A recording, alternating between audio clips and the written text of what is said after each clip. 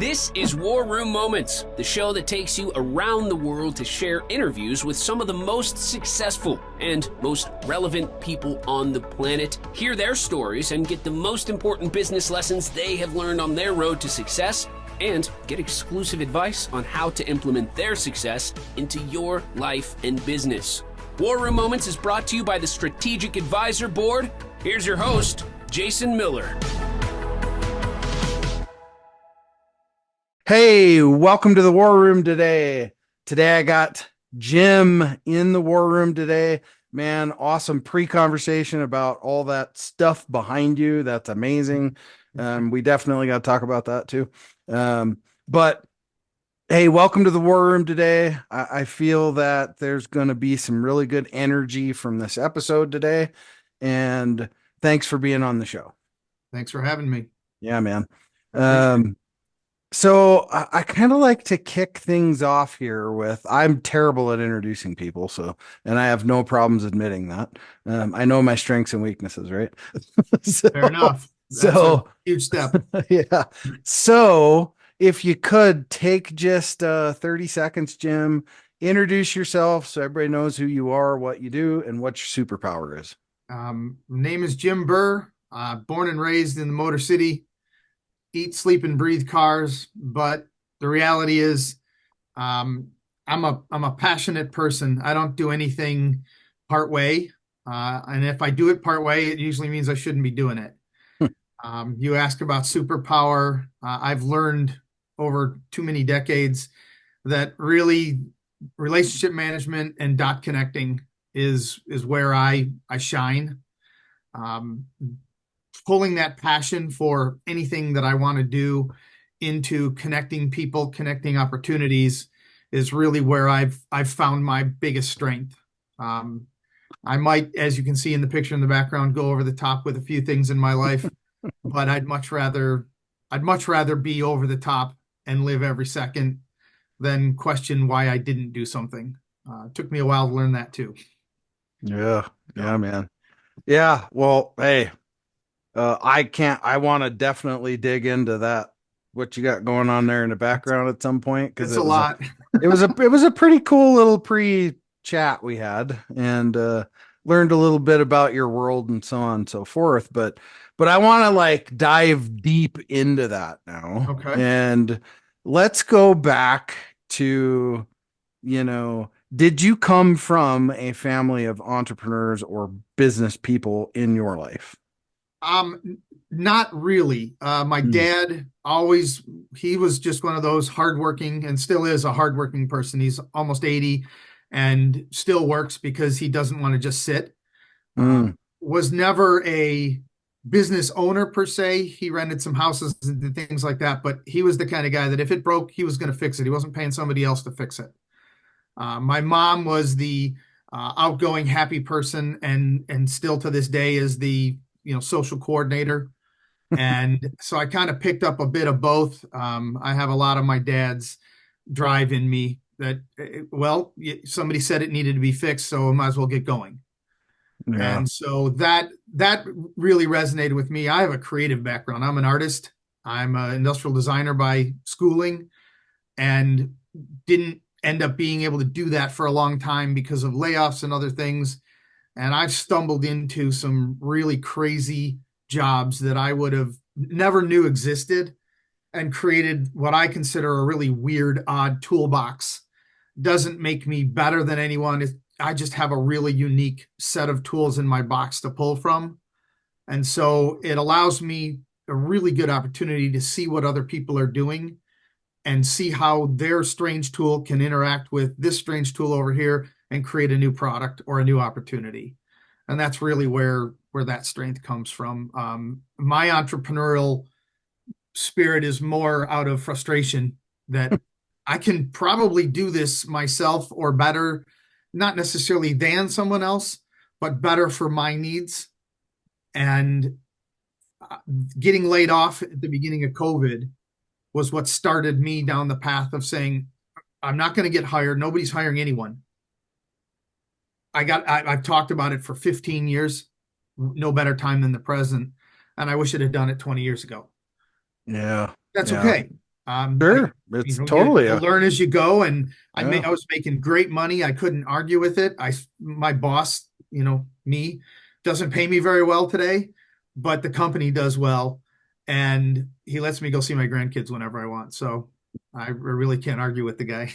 Yeah. Well, there's some lessons just to be learned in our last history of 3 to 4 years for sure. Hmm. Hmm. And I always look at entrepreneurship as at its very basic in humans at our very basic core, right? I really feel that everybody has that core in them. Because if we go all the way back to, the caveman, right? Hmm. I mean, there was no grocery store. You had to go hunt, you had to Right. fish, you had to do all that was that. I mean, what better entrepreneurship is there than that, right? Right. I mean, Right. you had to survive on your own. Yeah. And so I think I don't really know how to say that to where it's nice. It's not nice, um, but there was some good things that came out of the COVID thing too. It Hmm. wasn't just all negative because 100%. I think it like shined some light on God, you know what? I can do more things and bigger things and different things. And I don't have to be stuck to the man Right. type I, of attitude. I find that myself and probably 90% of the people around me, we don't generally move in big steps until we have to. There are a few people that I know and thankfully have been able to be around them enough to learn who take those steps on their own. And this was one that I wouldn't have necessarily taken on my own out of fear. And doing it assuaded that fear. It it said, well, you don't have a choice but to succeed. And I think COVID actually pushed a lot of people to do things they might not have been comfortable with. And they either didn't have a choice or why not try? What do I have to lose? I'm sitting here with, my thumbs kind of spinning around, and I'm not that person. I don't sit still very well. And so I think COVID actually brought out, in a lot of ways, some of the best in people. It was awful for me. I hated being cooped up at home. It drove me crazy. And I love working from home, but to be Mhm. told I have to stay there, that was difficult. But it forced me to really think about what I wanted to do. Right. And I Yeah. think a lot of people took that step and said, I have nothing to lose right now. And they learned very quickly how much time they probably had wasted not putting their opportunities first. Yeah. So what you're doing now, I mean, did you just stumble into this or Um, is I went from industrial design to marketing because I needed a job. hmm Loved the marketing. I was in automotive marketing for 15 years. Just loved it. They were paying me to do things I was doing and reading on my weekends anyways. And literally stumbled into licensing because a friend of mine saw the die cast on my desk and said, "I've got a job for you." And I said, "What is it?" He said, "Licensing." And I said, "Okay, what is it?" People don't generally go to school for licensing. It's not a career path that is studied in college. Most of the people I know in this field came to it from other places, and they brought all their different tools with them. And I ended up being hired because I knew the client and had known the client for 15 years. And they knew I could take care of things locally here in Detroit for them. And they taught me licensing. And now I'm integrating my passion for cars with my passion for toys. And I did more than toy licensing, but that was one of my core categories. And again, they were paying me to know and learn about things I already was interested in. So I got very lucky that I literally stumbled into it. Starting my own company came by virtue of I got laid off 2 months into COVID. The client knew they were going to lose the agency because the agency was getting rid of all of that work. And I had known her for years, and she called me and said, "Okay, you said you wanted to start your company. Are you ready?" And I had already actually started the ball rolling with another small client, and it everything just made sense. At that point, had nothing to lose. I was either going to look for a job for a year and have to figure out how to pay my bills, or I was going to make this my job and get some income that I could turn into whatever I want. And I have the option now to decide, do I want to go after $50,000 this year or 500,000? Right. I don't, no guarantee I'll make any of it, Mm-hmm. but I know that I get to choose just how hard I want to push and hope, pray, use all my background, whatever it is, that, I'll hit that 500 and not the 50. But if something happens this year and I need to dial back a little, I have that option. If I need to go full steam ahead, I have that option. Yeah. Yeah. That's a great quote, man. That's a great quote. And that's a perfect title for this podcast is you get to choose how much you push.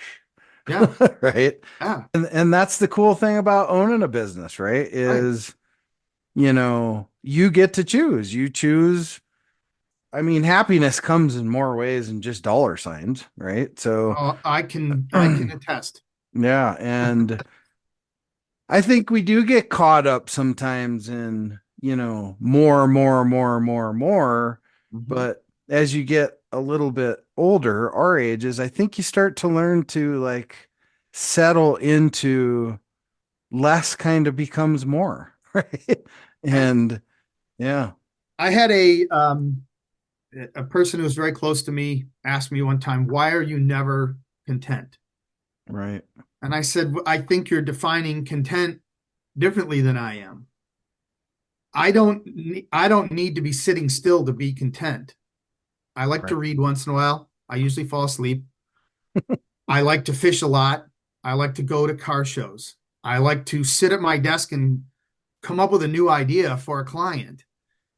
I'm going to be the one that has a scroll a mile long of things to do when I retire, which I probably will never do because I like what I'm doing. And so, yeah, I'm going to be the one that's always moving. And today, if I need to sleep in because I'm exhausted, I have the option to do that. And I can work till 8 if I want. I right. can take my phone and my computer anywhere I go, and I can make something happen with that idle 20 minutes that I might have sat and played a game on my phone if I was other people. That's not my style. I moved in October and I haven't watched TV, but maybe 2 hours since then Yeah. because I've been I, so busy doing things I want to do. yeah. I hate TV. I can't stand it. I haven't Yeah, watched TV since 2014. So, yeah. It used to be too much of my time, and so my response was, I am content. Content mhm, for me means I'm doing the things I want to do, right. and growing my business is part of what I want to do. And Hmm. it doesn't have to be. I joke about the money, but I have more freedom to do what I need and want to do financially at half the money Hmm. because I know I can make more. I don't question my ability to make more money if I need to. What I question is my ability to actually enjoy it. I don't want to be 5 years after I retire and my health goes and I'm done and I'm sitting around wondering what I'm going to do. Right. Enjoyment for me means I got to go on another fishing trip. I got to drive up and see my granddaughters for another 2 hours. Yeah. Yeah. Yeah. That's where the doing this right means I can do all of that. Yeah. And I did my 16-hour days and I did my ruin a marriage because you work too much thing. And Mhm. that doesn't have to be that way. Yeah. That's I for learned sure. slowly. Yeah. Of course, man. Well, I mean, good God, there was so much stuff in there to take little bits and pieces that we just talked about, but like for our hard heads, right? The Mhm. hard heads that it just didn't permeate quite right. Yeah. You had just two or three things that you could share, like lessons learned to avoid an arrow for a Mhm. new business owner. Hell, maybe just not even business. It could just be in life, right? Something like that. What Um, couple mainstay things that you could share? so I'm going to share a line. I always said this was going to be my book my book title if I ever wrote a memoir. It's everything I ever needed to know. I learned with a chainsaw in my hand. And I do ice carving as a hobby. And I now force myself to think back on the time when I was focused heavily on carving and competition and under, finally learning that when you do something 10,000 times, you actually do get good at it. Do the thing over and over and over again. Don't let anybody tell you not to. Listen to people if they have an idea or you ask a question, listen to what they say, but don't assume it's the only answer. Mm-hmm. There are 100 ways to do it. You've only come up with 1 or 10. They might have come up with 2 or 20. None of them might work for you. All of them might work for you. I had to break a lot of ice carvings to figure out how far I could push it. And it took me a long time to get comfortable to break it. I had to get past my desire to win and not worry about whether I won. I knew I could win every time I went out, every time. I had no idea if I would. Who knows if I broke something? Who knows if the weather was affecting me? Who knew if the judges didn't like me that time? And I had to allow myself to succeed and fail enough times that I didn't care about what those other people and situations brought to the party. Yeah. I was trying to create an end product where I was my biggest competition. So I think that's another key is make yourself your biggest competition. Know what other people are doing around you. But how are you going to, I think you've even posted this in the strategic advisor board. Know what everyone else is doing, but recognize that you need to be better today than you were yesterday, not better than anyone else. Yep. I know I've seen a quote like that from you posted in our group. Yep. I have to remind myself in my business life how much that worked in my ice carving life, because it doesn't feel the same when you're in the middle of it and you got 42 clients pounding you and you feel like you're not getting anywhere. Yeah. And I have to think about the time I was laying on the ground and I lifted my head and I busted the entire pedal off a giant flower I was doing with 5 minutes left in a competition. And I watched my daughter just break down crying because in her 5 years of life, she'd never seen me lose a competition. And it was a very pointed moment for me to say, it's okay. Yeah. I didn't win this time. But I learned I got to be more careful where my head is. and it was a great teaching moment for her too, because she thought you just went out and you won, and you don't every time. Right. And so I think those are probably the keys is pay attention to what everyone's saying around you, but don't take it all as gospel. Believe in yourself. You got there. Somehow you got where you are. And it wasn't, if you're already thinking about starting a business, it's because you have an idea. Mm-hmm. Do it. What do you have to lose, actually? Yeah. I mean, yes, money, and depends on what your responsibilities sure. are. But at some point, if you really believe in it, you're going to find a way.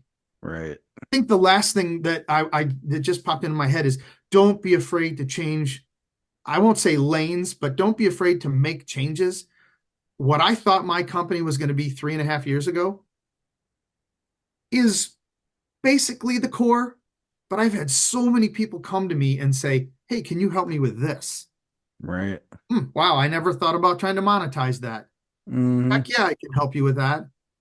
I can say yes or no when I want, but being able to say yes to something different, you have to embrace that, because you never know what kind of crazy thing is on the other side of that yes.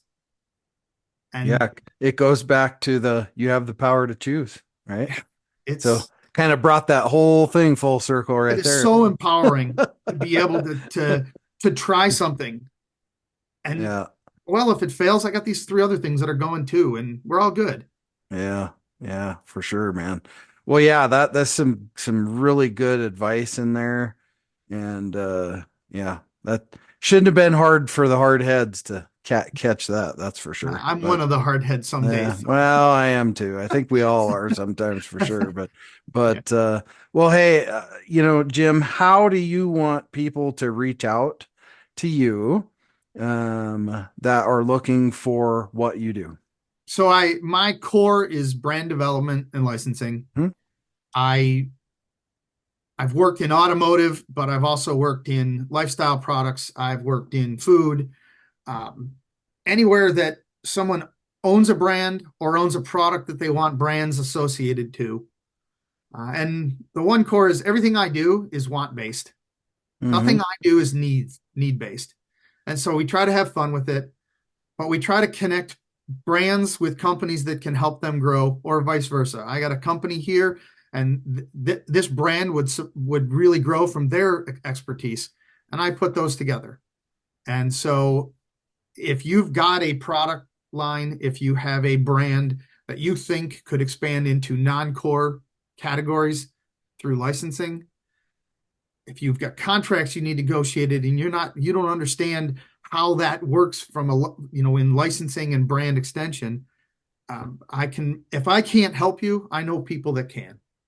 There's a network of people just like me that have differing levels of expertise in different categories, and we all work together to try and help each other grow. So I don't even have a website right now because I haven't had a need to outwardly market directly, but I'm always looking for interested parties. So the best way to find me is through email, and it's just jbur@millionbillboards.com. There it Nice and is. easy. It's a long name, but the name is because people used to ask me what I did, and I said licensing, and they would look at me like I just grew a second head because they didn't know what it was. Right. And I would explain that every single item that you put out in the market with your brand on it is a billboard. Yeah. Well, I that's don't care if true. it's a Hot Wheels or a T-shirt or a phone case. It doesn't matter. If your brand is on it, it is a billboard for your brand, and you need to make sure those billboards are in the right place. Right. And so that's where the company name came from. But Awesome. Awesome. Well, hey, kind of wrapping things up here, Jim. I always like to ask this question. It's a little thought provoking, so on and so forth, and kind of gets the juices flowing a little bit. And that is, if you could have invited anyone here to this mhm. show today, dead or alive, any point in time in history, doesn't matter. Who would have you loved to have here with us today, and why them? There's probably two people for very different reasons. One is my grandma. Okay. She was my rock. She was the whole family's rock. And single mom, raised four kids, and never drove a day in her life, and never let anything stop her. And I think she would have been really proud to see what I've done with the tools that she gave me. And just personally, I would love for her to have seen the things going on in my life and experience what that is because of some of the things she did. And the other is a teacher from high school that saw the creative bug in me and never accepted me saying I can't do it. I'm colorblind and I'm an artist. And he was the guy that said, so you're colorblind, figure out a different way. And so I learned how to paint, I learned how to draw, I learned how to do graphics from somebody that didn't say, don't do that, you won't be good at it. Hmm. And so and I know he's still out there. I've talked to him every once in a blue moon, but I don't think he realizes the impact that he had on a lot of people's lives. I think we all have teachers like that in our life, but I really think he would have gotten a kick out of seeing how I took what he taught me and blended it with this marketing stuff that I didn't have any knowledge of, and licensing that I didn't have any knowledge of, and just created this funky little toolbox that I talked Hmm. about earlier. Yeah. Yeah, those would be the two most likely. My parents Awesome. are still here, so they see my stuff every day. They they already appreciate what they've done and what I appreciate out of what they've done for me. All So right. Awesome. yeah. Great choices, my friend. And with that, thank you for being on the show today. Thank you. I always like to say we all have the same 168 hours a week.